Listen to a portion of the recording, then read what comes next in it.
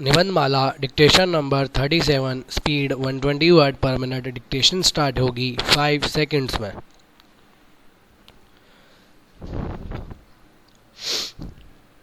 Dictation start. Bhimrao Ambedkar का जन्म 14 अप्रैल 1891 को केंद्रीय प्रांत के महू में हुआ था। स्टॉप। उनके पिता रामजी मालोजी सकपाल सेना में सूबेदार मेजर थे तथा उस समय महू छावनी में तैनात थे। स्टॉप। उनकी माता का नाम भीमाबाई मुरवादकर था। स्टॉप। भीमराव का परिवार हिंदू धर्म की महार जाति से संबंधित था। उस समय कुछ कट्टरपंथी सवर्ण इस जाति के लोगों को अस्पृश्य समझकर उनके साथ भेदभाव एवं बुरा व्यवहार करते थे। स्टॉप। यही कारण है कि भीमराव को भी बचपन में सवर्णों के बुरे व्यवहार एवं भेदभाव का शिकार होना पड़ा। स्टॉप। स्कूल में उन्हें अस्पृश्य जानकर अन्य बच्चों से अलग एवं कक्षा से बाहर बिठाया जाता था। स्टॉप। अध्यापक उन पर ध्यान भी नहीं देते थे। स्टॉप।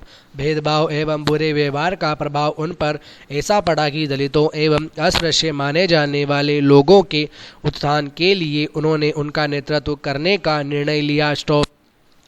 दलितों एवं अस्पृश्यों के कल्याण हेतु एवं उन्हें उनके वास्तविक अधिकार व सम्मान दिलाने के लिए रूढ़िवादी तथा कट्टरपंथी लोगों के विरुद्ध वे जीवन भर संघर्ष करते रहे। Stop para. वर्ष 1905 में उनका विवाह रमाबाई से हो गया और उसी वर्ष उनके पिता उन्हें लेकर बम्बई चले गए, जहां उनका नामांकन एल्फिंस्टन स्कूल में करवा दिया गया। स्टॉप। वर्ष 1907 में जब उन्होंने अच्छे अंकों के साथ मैट्रिक की परीक्षा उत्तीर्ण कर ली, तो बड़ौदा के महाराजा सयाजी राव गायकवाड़ ने प्रसन्न होकर उन्हें 25 रुपये मासिक छात्रवृत्ति देना प्रारंभ किया। स्टॉप। वर्ष 1912 में राजनीति विज्ञान और अर्थशास्त्र में बीए की परीक्षा पास की तथा वर्ष 1913 में अपने पिता की मृत्यु के बाद उच्च शिक्षा हेतु विदेश चले गए। Stop para. बड़ौदा के महाराज ने उन्हें उच्च शिक्षा के लिए छात्रवृत्ति भी प्रदान की। स्टॉप। इसके बाद भीमराव अमेरिका चले गए, जहां न्यूयॉर्क के कोलंबिया विश्वविद्यालय से उन्होंने वर्ष 1915 में एमए तथा वर्ष 1916 में पीएचडी की उपाधि प्राप्त की। स्टॉप। वर्ष 1917 में वे कोल्हापुर के शासक शाहजी महाराज के संपर्क में आए तथा उनकी आर्थिक सहायता से मुकनायक नामक पाक्षिक पत्र निकालना शुरू किया, जिसका उद्देश्य था दलितोद्धार करना। स्टॉप। पीएचडी की डिग्री प्राप्त करने के बाद भी उच्च शिक्षा की उनकी भूख शांत नहीं हुई थी, इसलिए वर्ष 1923 में वे इंग्लैंड चले गए, जहां लंदन स्कूल ऑफ इकोनॉमिक्स से उन्होंने डॉक्टर ऑफ साइंस की डिग्री प्राप्त की। स्टॉप। इसके बाद उन्होंने करियर बनाने के दृष्टिकोण से उन्होंने बार एट लॉ की डिग्री भी प्राप्त की। Stop para. कानून की पढ़ाई पूरी करने के बाद वर्ष 1923 में अंबेडकर स्वदेश लौटे तथा बम्बई उच्च न्यायालय में वकालत करना प्रारंभ किया। स्टॉप। यहाँ भी उन्हें अपनी जाति के प्रति समाज की गलत धारणा एवं भेदभाव के कारण अनेक कठिनाइयों का सामना करना पड़ा। स्टॉप। उन्हें कोर्ट में कुर्सी नहीं दी जाती थी तथा कोई मुवक्किल उनके पास नहीं आता था। स्टॉप। संयोगवश उन्हें एक हत्या का मुकदमा मिला, जिसे किसी भी बैरिस्टर ने स्वीकार नहीं किया था, किंतु उन्होंने इतनी कुशलता से इस मामले की पैरवी की कि जज ने उनके मुवक्किल के पक्ष में निर्णय दिया। स्टॉप। इस घटना से अंबेडकर को बहुत प्रसिद्धि मिली। Stop para. अंबेडकर ने बचपन से ही अपने प्रति समाज के भेदभाव रूपी अपमान को सहा था, इसलिए उन्होंने इसके विरुद्ध संघर्ष की शुरुआत की। स्टॉप। इस उद्देश्य हेतु उन्होंने वर्ष 1927 में बहिष्कृत भारत नामक मराठी पाक्षिक समाचार पत्र निकालना प्रारंभ किया, इस पत्र ने शोषित समाज को जगाने का अभूतपूर्व कार्य किया। स्टॉप। वर्ष 1927 में उन्हें बम्बई के गवर्नर ने विधान परिषद के लिए मनोनीत किया तथा वे वर्ष 1937 तक बम्बई विधानसभा के सदस्य बने रहे। स्टॉप। उस समय उन्होंने दलितों को अछूत समझकर मंदिरों में प्रवेश नहीं करने दिया जाता था। स्टॉप। उन्होंने मंदिरों में अछूतों के प्रवेश की मांग की और वर्ष 1930 में 30,000 दलितों को साथ लेकर नासिक के कालाराम मंदिर में प्रवेश के लिए सत्याग्रह किया। Stop para. इस अवसर पर उच्च वर्णों के लोगों की लाठियों की मार से अनेक लोग घायल हो गए, किंतु उन्होंने सबको मंदिर में प्रवेश कराकर ही दम लिया। स्टॉप। इस घटना के बाद लोग उन्हें बाबा साहब कहने लगे। स्टॉप। उन्होंने वर्ष 1935 में इंडिपेंडेंट लेबर पार्टी की स्थापना की, जिसके द्वारा उन्होंने दलित एवं अछूत समझे जाने वाले लोगों की भलाई के लिए कट्टरपंथियों के विरुद्ध संघर्ष प्रारंभ किया। स्टॉप। वर्ष 1935 में उन्हें गवर्नमेंट लॉ कॉलेज के प्रधानाचार्य का गरिमामयी पद प्रदान किया गया। स्टॉप। वर्ष 1937 में बम्बई के चुनावों में इनकी पार्टी को 15 में से 13 स्थानों पर जीत हासिल हुई, हालांकि अंबेडकर गांधी जी के दलितोद्धार के तरीकों से सहमत नहीं थे, लेकिन अपनी विचारधारा के कारण उन्होंने कांग्रेस के जवाहरलाल नेहरू एवं सरदार वल्लभ भाई पटेल जैसे बड़े नेताओं को अपनी तरफ आकर्षित किया। स्टॉप। वर्ष 1941 में उन्हें वायसराय की रक्षा परामर्श समिति का सदस्य नियुक्त किया गया। स्टॉप। वर्ष 1944 में वायसराय ने पुनः एग्जीक्यूटिव काउंसिल गठित की तथा डॉक्टर अंबेडकर को श्रम सदस्य के रूप में मनोनीत कर सम्मानित किया। स्टॉप। पैरा। जब 15 अगस्त 1947 को भारत स्वतंत्र हुआ, तो उन्हें स्वतंत्र भारत का प्रथम कानूनी मंत्री बनाया गया, इसके बाद उन्हें भारत की संविधान प्रारूप समिति का अध्यक्ष नियुक्त किया गया। स्टॉप। भारत के संविधान को बनाने में अंबेडकर ने मुख्य भूमिका निभाई, इसलिए उन्हें भारतीय संविधान का निर्माता भी कहा जाता है। स्टॉप। अपने जीवन काल में अपने उद्देश्यों की पूर्ति हेतु उन्होंने अनेक पुस्तकों की रचना की, जिनमें से कुछ उल्लेखनीय पुस्तकें हैं। Untouchables, who are they, status and minorities, who were the Shudras, Buddha and his Dhamma, Pakistan and partition of India, thoughts of linguistic states, the problem of the rupee, the evolution of provincial finance in British India, the rise and fall of Hindu women एवं emancipation of the untouchables. Stop. Para. Ambedkar सभी धर्मों का समान रूप से आदर करते थे। स्टॉप। वे हिंदू धर्म के खिलाफ नहीं थे तथा इस धर्म की बुराइयों एवं इसमें निहित भेदभाव को दूर करना चाहते थे। स्टॉप। उन्हें जब लगने लगा कि कट्टरपंथी एवं रूढ़िवादी विचारधारा के लोगों के रहते हुए पिछड़े एवं दलितों का भला नहीं हो सकता, तो उन्होंने धर्म परिवर्तन का निर्णय लिया। स्टॉप। 14 अक्टूबर 1956 को उन्होंने दशहरे के दिन नागपुर में एक विशाल समारोह में लगभग 2 लाख लोगों के साथ बौद्ध धर्म स्वीकार कर लिया। Stop. Para. Doctor Bhimrao Ambedkar का एक महान विधिवेत्ता, समाज सुधारक, शिक्षाविद एवं राजनेता थे। स्टॉप। उन्होंने अन्याय, असमानता, छुआछूत, शोषण तथा ऊंच नीच के विरुद्ध जीवन भर संघर्ष किया। स्टॉप।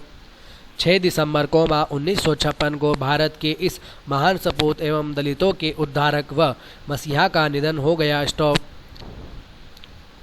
उनकी उपलब्धियों एवं मानवता के लिए उनके योगदान को देखते हुए भारत सरकार ने वर्ष 1990 में उन्हें मरणोपरांत देश के सर्वोच्च नागरिक सम्मान भारत रत्न से सम्मानित किया। स्टॉप।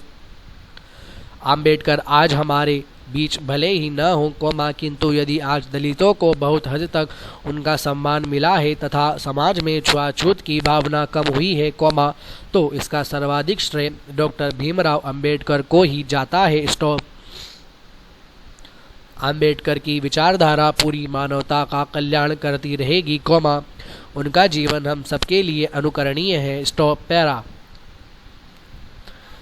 किसी व्यक्ति की देशभक्ति का अनुमान उसकी इच्छा से लगाया जा सकता है, और यदि कोई व्यक्ति मरने के बाद भी अपने देश के जर्रे जर्रे में समा जाने की इच्छा रखता हो, तो उसके बारे में निसंदेह यह कहा जा सकता है कि वह व्यक्ति एक महान देशभक्त है। स्टॉप। ऐसे ही एक महान देशभक्त थे पंडित जवाहरलाल नेहरू, उन्होंने न केवल देश के स्वतंत्रता संग्राम में अपनी सक्रिय भूमिका अदा की थी, बल्कि स्वतंत्रता प्राप्ति के बाद भी प्रथम प्रधानमंत्री के रूप में देश का नेतृत्व करते हुए इसे विकास के पथ पर अग्रसर करने में अपना महत्वपूर्ण योगदान दिया। Stop para. वे अपने देश से कितना प्रेम करते थे, इसका अनुमान उनकी आत्मकथा में प्रकाशित उनके विचारों से होता है। स्टॉप। उन्होंने लिखा था, मैं चाहता हूं कि मेरी भस्म का शेष भाग उन खेतों में बिखेर दिया जाए, जहां भारत के किसान कड़ी मेहनत करते हैं, ताकि वह भारत की धूल और मिट्टी में मिलकर भारत का ही अभिन्न अंग बन जाए। Stop para. जवाहरलाल नेहरू का जन्म 14 नवंबर 1890 को उत्तर प्रदेश के इलाहाबाद शहर में उनके पैतृक घर आनंद भवन में हुआ था। स्टॉप। उनके पिता पंडित मोतीलाल नेहरू एक प्रसिद्ध धनाढ्य वकील थे। स्टॉप। उनकी माताजी का नाम स्वरूप रानी नेहरू था। स्टॉप। समृद्ध परिवार में जन्म लेने के कारण उनका लालन पालन शाही तरीके से हुआ था। स्टॉप। उन्हें विश्व के बेहतरीन शिक्षण संस्थानों से शिक्षा प्राप्त करने का अवसर प्राप्त हुआ, किंतु उनकी आरंभिक शिक्षा घर पर ही हुई थी। स्टॉप। आयरिश और बेल्जियन शिक्षक फर्डिनेंड ब्रुक्स का उन पर काफ़ी प्रभाव पड़ा। Stop para. उन्होंने अपनी स्कूली शिक्षा लंदन के हैरो स्कूल से पूरी की, उसके बाद कॉलेज की शिक्षा उन्होंने लंदन के ही ट्रिनिटी कॉलेज से पूरी की। स्टॉप। वहाँ उन्होंने प्रकृति विज्ञान में स्नातक की उपाधि प्राप्त की। स्टॉप। उनके विषय रसायन शास्त्र, भूगर्भ शास्त्र तथा वनस्पति शास्त्र थे। स्टॉप। कॉलेज की शिक्षा पूरी करने के बाद कानून में करियर बनाने के दृष्टिकोण से उन्होंने लंदन के विश्व प्रसिद्ध कैम्ब्रिज विश्वविद्यालय से लॉ की डिग्री प्राप्त की। Stop para. अपनी शिक्षा पूरी करने के बाद वे वर्ष 1912 में भारत लौटे और इलाहाबाद उच्च न्यायालय में वकालत शुरू की। स्टॉप। वर्ष 1916 में उनका विवाह कमला नेहरू से हुआ। स्टॉप। वर्ष 1916 में नेहरू लखनऊ अधिवेशन में महात्मा गांधी के संपर्क में आए। स्टॉप। वर्ष 1917 में Jawaharlal Nehru home rule league में शामिल हो गए। स्टॉप। वर्ष 1919 में रोलेट एक्ट के विरोध में जब महात्मा गांधी ने एक अभियान शुरू किया, तब नेहरू जी उनके संपर्क में आए। स्टॉप। गांधी जी के व्यक्तित्व एवं विचारधारा का नेहरू जी पर ऐसा प्रभाव पड़ा कि उन्होंने वकालत छोड़ दी और स्वतंत्रता संग्राम में उनके साथ हो गए। Stop para. गांधी जी के प्रभाव से ही जवाहरलाल नेहरू ने ऐश्वर्यपूर्ण जीवन को त्याग कर खादी कुर्ता एवं गांधी टोपी धारण करना शुरू किया। स्टॉप।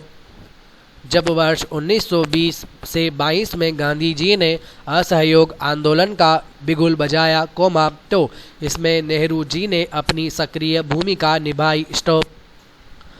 इस कारण ब्रिटिश सरकार ने उन्हें पहली बार गिरफ्तार कर जेल भेज दिया। स्टॉप। वर्ष 1924 में वे इलाहाबाद नगर निगम के अध्यक्ष निर्वाचित हुए तथा इस पद पर 2 वर्षों तक बने रहे। स्टॉप। इसके बाद वर्ष 1926 में ब्रिटिश अधिकारियों से सहयोग की कमी का हवाला देकर उन्होंने इस पद से त्यागपत्र दे दिया। स्टॉप। वर्ष 1926 से 1928 तक जवाहरलाल नेहरू भारतीय कांग्रेस समिति के महासचिव रहे। Stop para. दिसंबर 1929 में कांग्रेस का वार्षिक अधिवेशन लाहौर में आयोजित किया गया, जिसमें जवाहरलाल नेहरू कांग्रेस पार्टी के अध्यक्ष निर्वाचित हुए। स्टॉप। इस अधिवेशन में पूर्ण स्वराज्य का लक्ष्य निर्धारित किया गया तथा 26 जनवरी 1930 को स्वतंत्रता दिवस मनाने की घोषणा की गई। स्टॉप। इस दिन लाहौर में स्वतंत्रता दिवस मनाते हुए नेहरू जी ने भारतीय झंडा फहराया। स्टॉप। स्वतंत्रता आंदोलन के दौरान नेहरू कुल 9 बार कारावास गए। Stop para. भारत सरकार अधिनियम 1935 के अध्यारोपित होने के बाद जब ब्रिटिश सरकार ने भारत में चुनाव कराए, तो नेहरू जी के नेतृत्व में कांग्रेस ने लगभग सभी प्रांतों में अपनी सरकार का गठन किया एवं केंद्रीय असेंबली में भी सबसे ज़्यादा सीटों पर जीत हासिल की।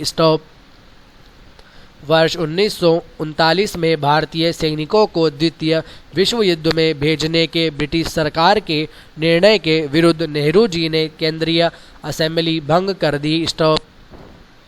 कैबिनेट मिशन योजना को स्वीकार किए जाने के पश्चात संविधान सभा के निर्माण के लिए जुलाई 1946 में हुए चुनाव में कांग्रेस ने नेहरू जी के नेतृत्व में 214 स्थानों में से 205 स्थानों पर जीत हासिल की। इसके बाद नेहरू जी के नेतृत्व में अंतरिम सरकार का गठन 2 सितंबर 1946 को हुआ। 15 अगस्त 1947 को जब भारत स्वतंत्र हुआ, तो वे देश के प्रथम प्रधानमंत्री बने।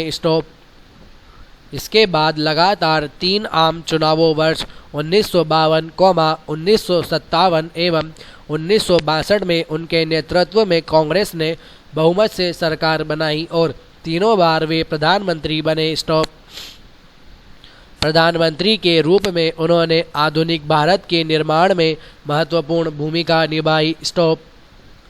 देश के विकास के लिए उन्होंने सोवियत रूस की पंचवर्षीय योजना की नीति को अपनाया।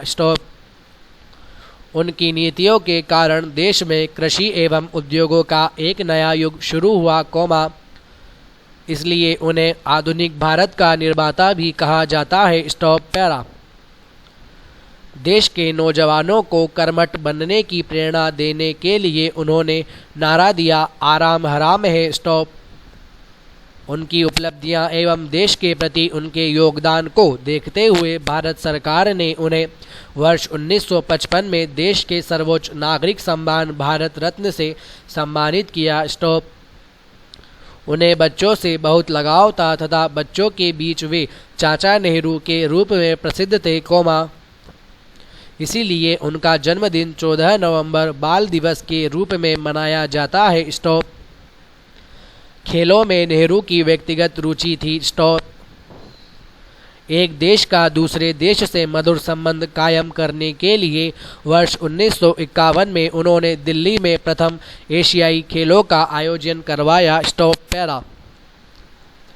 नेहरू जी ने भारत की विदेश नीति के विकास में एक प्रमुख भूमिका निभाई, उन्होंने जोसेफ ब्रोज टीटो और अब्दुल कमाल नासिर के साथ मिलकर एशिया एवं अफ्रीका में उपनिवेशवाद की समाप्ति के लिए गुटनिरपेक्ष आंदोलन की शुरुआत की। नेहरू कोरियाई युद्ध का अंत करने, स्वेज नहर विवाद सुलझाने और कांगो समझौते को मूर्त रूप देने जैसी अन्य अंतर्राष्ट्रीय समस्याओं के समाधान में मध्यस्थ की भूमिका में रहे। पश्चिम बर्लिन, ऑस्ट्रिया और लाओस जैसे कई अन्य विस्फोटक मुद्दों के समाधान में पर्दे के पीछे रहकर भी उनका महत्वपूर्ण योगदान रहा। नेहरू जी शांति के मसीहा थे, उन्होंने पंचशील सिद्धांत के साथ चीन की ओर मित्रता का हाथ बढ़ाया, लेकिन वर्ष 1962 में चीन ने धोखे से भारत पर आक्रमण कर दिया। नेहरू जी के लिए यह एक बड़ा झटका था और इसी वजह से 27 मई 1964 को दिल का दौरा पड़ने के बाद उनकी मृत्यु हो गई। नेहरू जी ने न केवल एक महान राजनेता एवं वक्ता थे, बल्कि वे एक महान लेखक भी थे, इसका प्रमाण उनके द्वारा लिखित पुस्तकें discovery of India, glimpses of world history एवं मेरी कहानी है। इसके अतिरिक्त, अपनी पुत्री इंदिरा प्रियदर्शनी को जेल से लिखे गए उनके पत्रों का संकलन पिता का पत्र पुत्री के नाम नामक पुस्तक के रूप में प्रकाशित है। इस पुस्तक में जिस तरह उन्होंने सामाजिक विज्ञान, सामान्य विज्ञान एवं दर्शन का वर्णन किया है, उससे पता चलता है कि वे उच्च कोटि के विद्वान थे। स्टॉप। उन्होंने विश्व को शांतिपूर्ण सह अस्तित्व एवं गुट निरपेक्षता के महत्वपूर्ण सिद्धांत दिए। स्टॉप। जवाहरलाल नेहरू भारत के सच्चे सपूत थे, उनका जीवन एवं उनकी विचारधाराएं हम सबके लिए अनुकरणीय है। स्टॉप। पैरा। Full stop.